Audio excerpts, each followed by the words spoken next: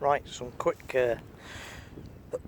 quick thoughts on this powered setup now as I've used it a fair old bit. Well, I've had a couple of days out with it anyway. Brilliant, in a word. Really nice unit.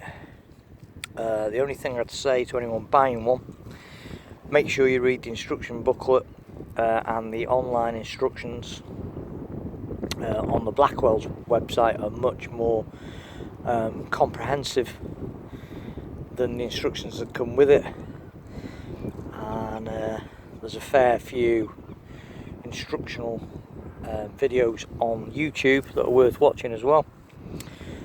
Before you go out, I fitted it on, got it zeroed and straight out, and it was a bit of a mistake first night, fiddling around trying to find which buttons do which, because they're all multi-function. It's like a long hard press for one function, quick press for a different function, which doesn't make life easy in the dark either.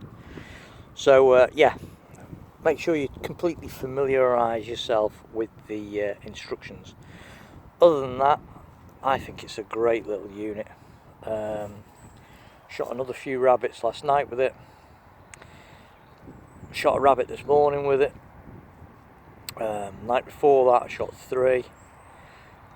All in all, really good. I actually managed to film one last night at last, because I was too busy trying to shoot instead of messing about. And as I'm getting more familiar with it, I'm getting the hang of the video in on it as well, and it's not too difficult to upload the videos to a laptop or to your phone. So yeah, a really nice unit, really good. It's got a couple of odd quirks to it. When you zero in, the target and the crosshairs move on the screen over to one side slightly, depending on how you've got it set up, which can be a bit disconcerting, but it doesn't seem to affect the actual accuracy or the shooting of the thing. But that is a bit bizarre if you're not expecting it. So yeah, a really good unit. As you can see, I took the rubber eyepiece off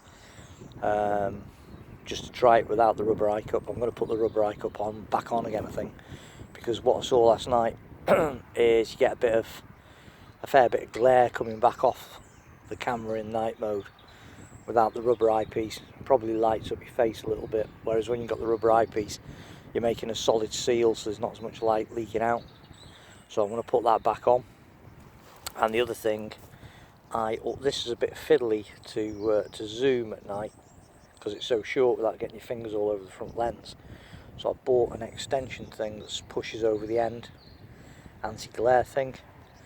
From what I can gather, it just pushes over the end of that, so you've got more room to focus. Makes it easy to focus in the dark. They're only cheap. There's a couple of different versions on eBay, but they're all pretty much the same thing, and they should just make it a lot easier to focus it in the dark.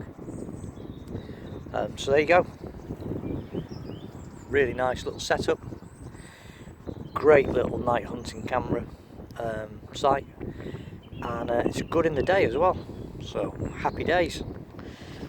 Thanks for watching. Don't forget to subscribe, and to those who've made comments, helpful hints and other such things since I've had this pod, I'd just like to say a big thank you, and a thank you to Russ as well, who's got his own YouTube channel and writes for the magazines, and he was very helpful in getting me going with this site. So there you go. Thanks a lot. Don't forget to subscribe again. Thanks a lot.